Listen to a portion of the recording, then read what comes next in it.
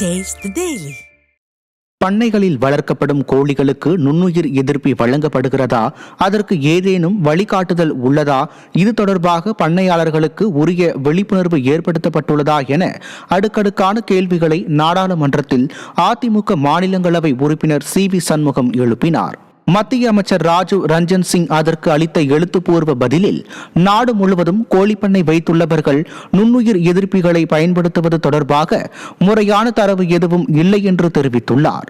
மேலும் கோழி பண்ணையாளர்கள் பலர் நுண்ணுயிர் எதிர்ப்பிகளை சிகிச்சை அல்லாத தீவன சேர்க்கைகளாகவும் வளர்ச்சி ஊக்குவிப்பானாகவும் பயன்படுத்துவதாகவும் தெரிவித்துள்ளார்.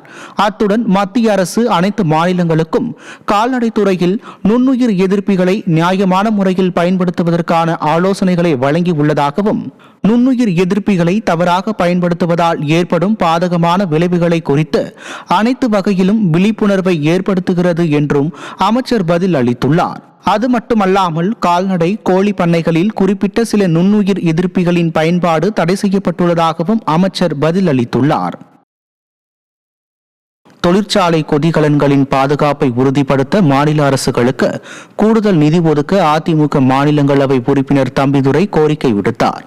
மத்திய அரசு புதிதாக கொண்டு வந்துள்ள கொதிகலன்கள் மசோதாவின் மீது பங்கேற்று பேசிய அதிமுக மாநிலங்களவை உறுப்பினர் தம்பிதுரை, இந்த மசோதாவின்படி மத்திய கொதிகலன் பாதுகாப்பு குழு அமைக்கப்படுவதுடன் மாநில அரசுகள் கொதிகலன் ஆய்வாளர்களை நியமிக்க வழிவகுக்கிறது.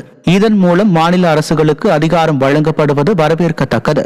இருப்பினும் அத்தகைய கொதிகலன் ஆய்வாளர்கள் எந்த விதத்தில் தொழிற்சாலை பாதுகாப்பை உறுதி செய்வார்கள் என்பதை அமைச்சர் தெளிவுபடுத்த வேண்டும் என கேட்டுக்கொண்டார். தொடர்ந்து பேசிய அவர், தமிழகத்தில் திருப்பூர், கரூர் பகுதிகளில் அதிக அளவு ஆடை சாய தொழிற்சாலைகள் உள்ளதை சுட்டிக்காட்டி, கொதிகலன் ஆய்வாளர்கள் கொதிகலன்களில் தரத்தை உறுதி செய்யவும் சான்றிதழ் வழங்கவும் அதிகாரம் வழங்கப்படும் போது அது முறைகேட்டிற்கும் வழிவகுக்கும் அபாயம் உள்ளதையும் அரசு கருத்தில் கொள்ள வேண்டும் என வலியுறுத்தினார்.